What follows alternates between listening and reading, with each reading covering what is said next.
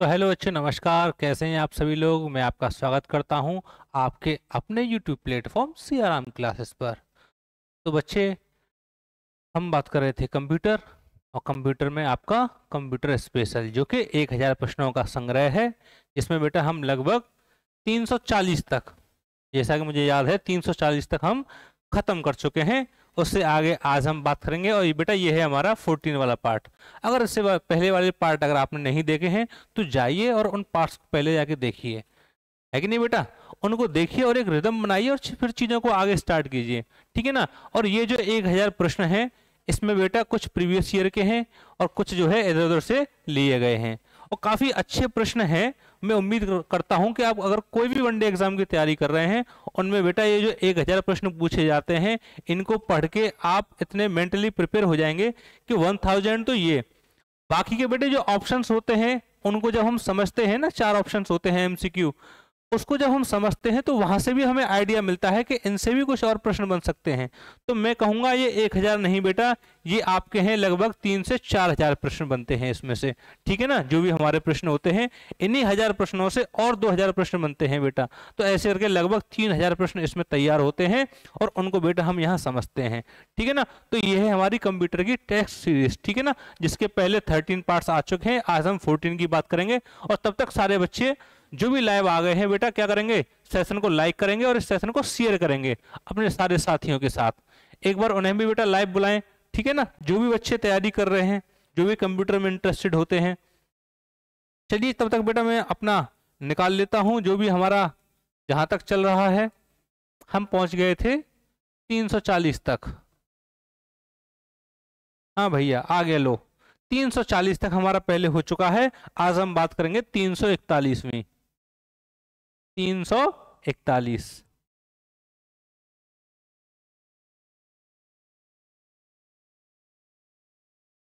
बताओ भैया, 340 हम कर चुके थे कल, मतलब पिछली क्लास में। इंटीग्रेट सर्किट किससे बनाई जाती है आप सभी को पता है, सिलिकॉन से बनाई जाती है, और ये पहले भी आपको क्लास में बता दिया है। गुड इवनिंग, आपको भी गुड इवनिंग। सारे बच्चे एक बार लाइव हो जाएं बेटा, एक बार अपनी अटेंडेंस लगवाएं, ठीक है। तब तक मैं आगे चलता हूं, आप जो है कमेंट करते रहिए, कमेंट सेक्शन में दिखता रहता है, अच्छा लगता है, ठीक है ना। 341 आज का पहला प्रश्न। विश्व में सबसे बड़ी पर्सनल कंप्यूटर नेटवर्क सेवा निम्नलिखित में से किसके द्वारा उपलब्ध कराई जाती है। तो भैया ERNET के द्वारा, इंटेल के द्वारा, या इंटरनेट। तो सबसे बड़ी सेवा तो भैया इंटरनेट की ही है विश्व में। किसकी है बेटा, इंटरनेट की। तो जो उत्तर होगा वो आपका क्या हो जाएगा, ऑप्शन सी इज राइट। 341 का ऑप्शन सी इंटरनेट। चलिए भैया 342 देख लेते हैं, क्या कह रहा है, पढ़िए। स्पेस खाली जगह, इसमें कुछ आएगा यहां से। डेस्कटॉप पर एक आइकन होता है जिसका प्रयोक्ता, प्रयोक्ता मतलब यूजर, जो भी प्रयोग करने वाला है, जिससे यूजर किसी प्रोग्राम या फाइल की तत्काल एक्सेस प्राप्त कर लेता है। बिल्कुल भाई साहब, डेस्कटॉप पर एक आइकन है, कह रहा है कि डेस्कटॉप पर एक आइकन है। याद कीजिए कौन सा आइकन है, कि भैया जिससे किसी भी प्रोग्राम या फाइल की जो है तत्काल एक्सेस मिल जाती है यूजर को। जो यूजर है, प्रयोक्ता है, उसको तत्काल एक्सेस मिल जाती है। नहीं समझ आया तो एक बार ऑप्शन पढ़िए, कर्नल नहीं, बफर नहीं, शॉर्टकट। शॉर्टकट से कुछ याद आया, शॉर्टकट का काम भी तो यही होता है जो यहाँ लिखा है। शॉर्टकट क्या है भैया, एक डेस्कटॉप पर आइकन होता है, उसको हम शॉर्टकट बोलते हैं, जिससे हम किसी भी प्रोग्राम या फाइल की तुरंत तत्काल एक्सेस कर सकते हैं। बताइए है कि नहीं। तो बेटा एक ये 342 का जो उत्तर है वो क्या हो गया आपका, शॉर्टकट। ठीक है, तकलीफ, तकलीफ है तो बेटा इलाज कराइए, इसमें तो कोई तकलीफ देने वाली बात है नहीं। बताओ है कि नहीं। आगे बढ़ते हैं 343। मोडेम किसके साथ कनेक्ट किया जाता है। तो भैया ये इसकी फुल फॉर्म भी हम बता चुके हैं, ये है आपका मोडेम। मॉड्यूलेटर और डीमॉड्यूलेटर इसकी फुल फॉर्म होती है। ये एनालॉग को भैया पहले बनाता है डिजिटल सिग्नल, और फिर डिजिटल को एनालॉग, मतलब सीधी भी इसकी, उल्टी भी इसकी, चित्त भी इसकी, पट्टी भी इसकी। तो इसलिए भैया ऐसे हम कहते हैं मॉड्यूलेट करना और फिर डीमॉड्यूलेट करना, ये दोनों काम इसी के होते हैं मोडेम के, ठीक है ना।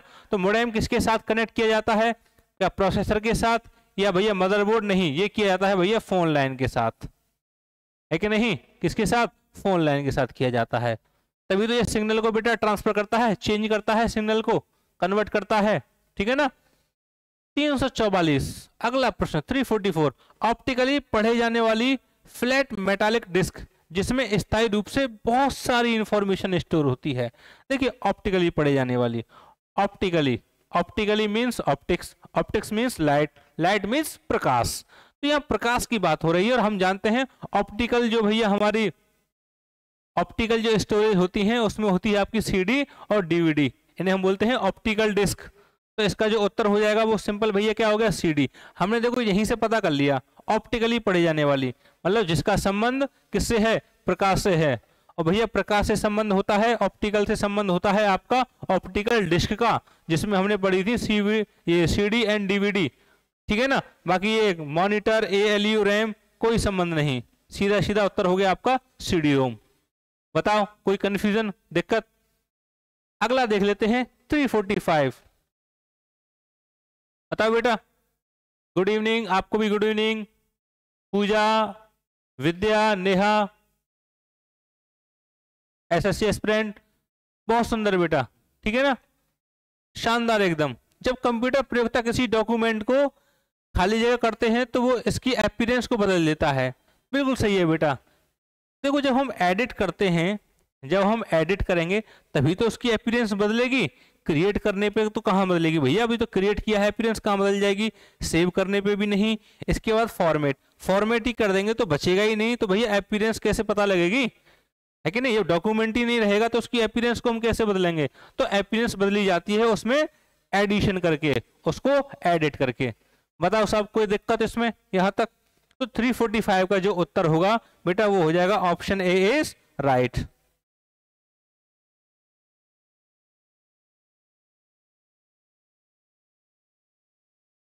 आगे बताइए, कट, कॉपी और पेस्ट करने के लिए कौन सा मेन्यू सिलेक्ट किया जाता है?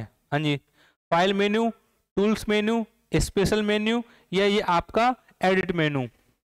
बताओ बेटा कौन सा मेन्यू बार है? ये है आपका एडिट। क्या है बेटा? ये है एडिट। वहीं तो आप कट, कॉपी, पेस्ट, ये तीनों चीजें कहाँ होंगी? एडिट मेन्यू में तो जाके होंगी। बताओ है कि नहीं।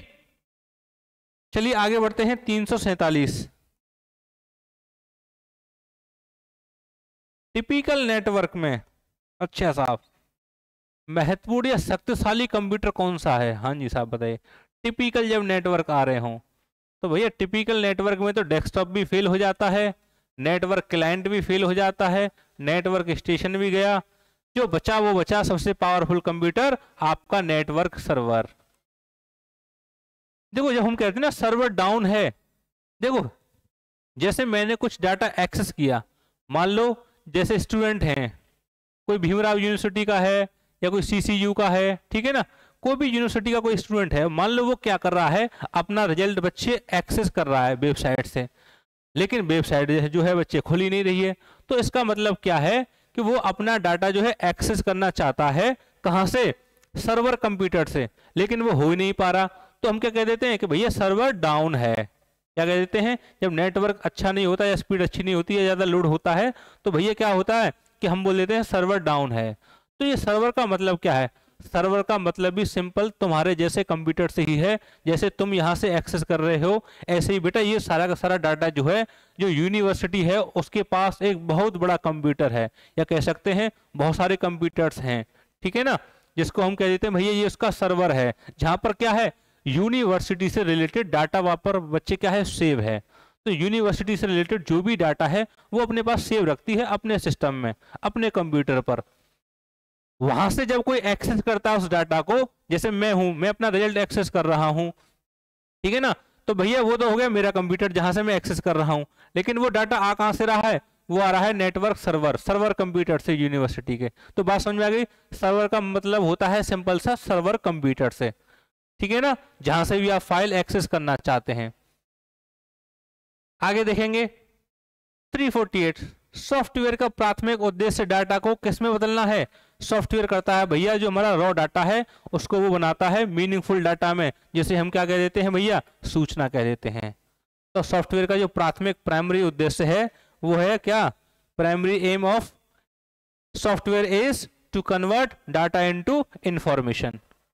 बताओ कोई तकलीफ? ठीक है ना?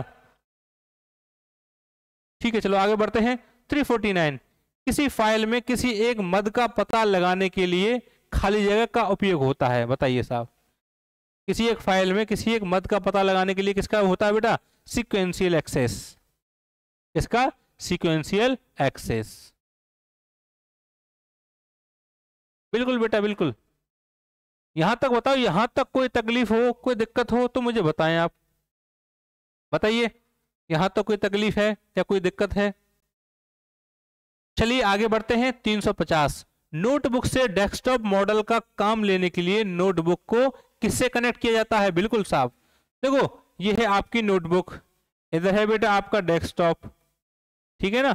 तो जब इन दोनों को आपको कनेक्ट करना है, कनेक्ट मींस जब आपको नोटबुक से डेस्कटॉप मॉडल का काम लेना है, तो भैया आप क्या करेंगे, इस नोटबुक को कनेक्ट कर देंगे किससे? डॉकिंग स्टेशन से। किससे कर देंगे? डॉकिंग स्टेशन से कनेक्ट कर देंगे। तो भैया ये डॉकिंग स्टेशन का काम होता है कि ये आपका क्या करेगा, आपके पास जो आपका ये नोटबुक है, नोटबुक को भैया क्या कर देगा, डेस्कटॉप की तरह उससे काम लेगा। तो बात समझ में आई? नोटबुक से डेस्कटॉप मॉडल का काम लेने के लिए नोटबुक को किससे कनेक्ट करना पड़ेगा? डॉकिंग स्टेशन से। ठीक है ना? कोई तकलीफ तो नहीं? ठीक है साहब, आगे बढ़ते हैं। विंडो के किस बटन से फुल विंडो छोटी हो जाती है? मिनिमाइज वाला बटन। किससे बेटा? मिनिमाइज वाले से। ठीक है ना? 351, देखिए कहाँ है, दिख रहा है कुछ? लो दिख गया साहब। अब बताओ बेटा, 351 का उत्तर मिनिमाइज, ऑप्शन भी ये लिखा हुआ है, उत्तर हो जाएगा आपका। 352, लेटर, नंबर और सिंबल इन सभी को ये किस ग्रुप में रखा जाता है? बताइए, लेटर, नंबर और सिंबल इन सभी को किस ग्रुप में रखा जाता है? तो बेटा किस में रखा जाएगा? Folder not, files not, GUI तो बिल्कुल नहीं। क्या बन गया बेटा आपका? फॉन्ट। ठीक है ना? तो लेटर, नंबर और सिंबल जो होंगे इन सभी को बेटा फॉन्ट वाले ग्रुप में रखा जाता है। बताओ कोई तकलीफ, कोई समस्या? हर समस्या का इलाज सीआरएम क्लास। रिसाइकिल बिन को कैसे खाली करते हैं? देखो कितना आसान प्रश्न है। कैसे करेंगे भैया रिसाइकिल बिन को? क्या हमको एग्जिट कमांड देते हैं? नहीं। Erase command? नहीं, हम देते हैं एम्प्टी वाली कमांड। ठीक है ना? ना ही स्टॉप वाली देते हैं। रिसाइकिल बिन को खाली करना है, एम्प्टी कमांड दीजिए, एम्प्टी हो जाएगी, खाली हो जाएगी। बताओ इसमें कौन सी कोई गंभीर समस्या वाली बात है? ठीक है ना? चलिए आगे बढ़ते हैं। अगला प्रश्न 354, विंडो में से माई ब्रीफकेस का प्रयोग। हाँ जी हाँ, बताओ साहब, माई ब्रीफकेस का प्रयोग करते हैं किस पे भैया? नेटवर्क पर। देखो माई ब्रीफकेस, ब्रीफकेस के नाम से ही पता लग रहा है कुछ ले जाने वाला है कि नहीं? Suitcase type. सूटकेस क्या काम करता है बेटा? स्टोर करने का, रखने का। तो ऐसे ये जो माई ब्रीफकेस है ना बेटा, ये है स्पेशल फोल्डर। क्या ये? स्पेशल फोल्डर है कि नहीं? बताओ। तो विंडो में जो आपका माई ब्रीफकेस है बेटा, ये क्या है? विंडो के अंदर एक स्पेशल फोल्डर होता है। ठीक है ना? उसको हम क्या कहते हैं? माई ब्रीफकेस कहते हैं। अगला बताइए, कंप्यूटर की स्क्रीन को दो या दो से अधिक विभाजनों को कहते हैं। क्या कहेंगे भैया? आसान है, बताओ बेटा एक बार, क्या कहते हैं?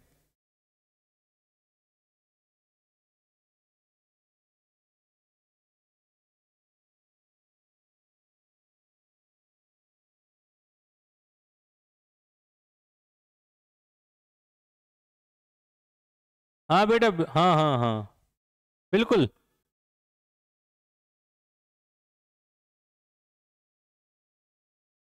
आगे हाँ, माई ब्रीफकेस, बिल्कुल। स्पेशल फोल्डर ये बेटा, ये है ना, विंडो के अंदर होता है। इसका काम क्या होता है? Simple two way file synchronization. किसके बीच में? अपने और दूसरे फोल्डर के। ठीक है ना? कोई भी दूसरा फोल्डर है भाई, ये भी तो अपने आप में एक फोल्डर है, स्पेशल फोल्डर। और जो दूसरा फोल्डर है उसके बीच में बेटा क्या करता है? Simple two way file synchronization. बताओ बेटा, अगले की बात कर रहे थे हम, कंप्यूटर की स्क्रीन के दो या दो से अधिक विभाजनों को सभी जानते हैं। Split screen. भाई अगर स्क्रीन को आपने दो जगह बांट दिया, क्या हुआ उसका मतलब? Split screen. मोबाइल वगैरह में भी आपने देखा होगा, ऑप्शन आता है, आपने किया भी होगा। चलिए आगे देखते हैं बेटा। 356, MS डॉस। बताइए साहब, MS डॉस क्या है? एप्लीकेशन सॉफ्टवेयर नहीं, यूनिक बिल्कुल नहीं, ये है आपका बेटा सिस्टम सॉफ्टवेयर, जो कि एक प्रकार का क्या है बेटा, ये ओएस ऑपरेटिंग सिस्टम है, ठीक है ना, क्या है, एक प्रकार का ऑपरेटिंग सिस्टम। एमएस डॉस, इससे पहले बेटा ये होता था पीसी डॉस, देखो आ गया, क्या था ये पहले, पीसी डॉस। पीसी डॉस का कौन सा संस्करण सर्वाधिक लोकप्रिय है, तो कौन सा था बेटा, वो था आपका पीसी डॉस 2000। कौन सा था, पीसी डॉस 2000। इसको हम बोल देते थे, हम इसको बोलते थे पीसी डॉस क्या, ये 7, पीसी डॉस 7, ठीक है ना, ये हम इसको बोलते थे पीसी डॉस 2000। इसके बाद बेटा इसको जो है ये माइक्रोसॉफ्ट ने इसको ले लिया, तो फिर हम इसे बोलने लगे एम एस डॉस, जो कि आप ऊपर देख रहे होंगे एम एस डॉस, ठीक है ना। उससे पहले क्या, पीसी डॉस। तो पूछ रहा है कि इसका जो संस्करण था वो सर्वाधिक लोकप्रिय वाला कौन सा था, वो था आपका पीसी डॉस 2000, जिसे हम कहते हैं पीसी डॉस 7, ठीक है ना। 358, आज का थर्ड लास्ट प्रश्न, यूनिक्स का विकास कब हुआ, बताओ साहब।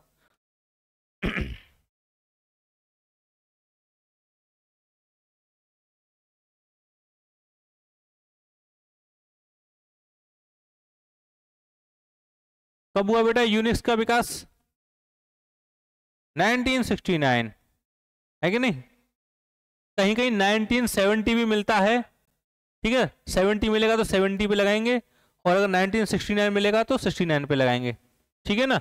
ये वाला ऑप्शन आपको मिलेगा ही नहीं, घबराए नहीं, ये वाला ऑप्शन आपको नहीं मिलेगा, ठीक है ना, या तो बेटा आपको मिलेगा 69 या फिर आपको मिलेगा 70, ठीक है ना साहब। यूनिक्स का विकास, ठीक है साहब। इसके बाद बात करेंगे यूनिक्स की मुख्य भाषा कौन सी है, कौन सी है साहब यूनिक्स की ये मुख्य भाषा बेटा ये है आपकी असेंबली।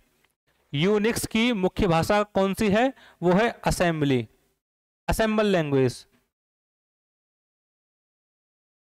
कौन सी है बेटा, असेंबली, असेंबली लैंग्वेज, बात समझ में आ गई। बाकी कोबोल, कोबोल की बेटा फुल फॉर्म पूछ ली जाती है कई बार एग्जाम में, कॉमन बिजनेस ओरिएंटेड लैंग्वेज, ठीक है ना, कोबोल, ये आपकी हाई लेवल लैंग्वेज है। अब बात करेंगे आज का लास्ट प्रश्न, लिनक्स, इसे लाइनक्स भी बोल देते हैं, जैसे इसे हम बोल देते हैं UNIX यूनिक्स, ऐसे इसे बोल देते हैं लिनक्स या लाइनक्स। बेटा लाइनक्स क्या है बताइए, आज का लास्ट प्रश्न है बेटा, बताइए लाइनक्स क्या है, क्या ये एक ऑपरेटिंग सिस्टम है, क्या ये ग्राफिक्स है,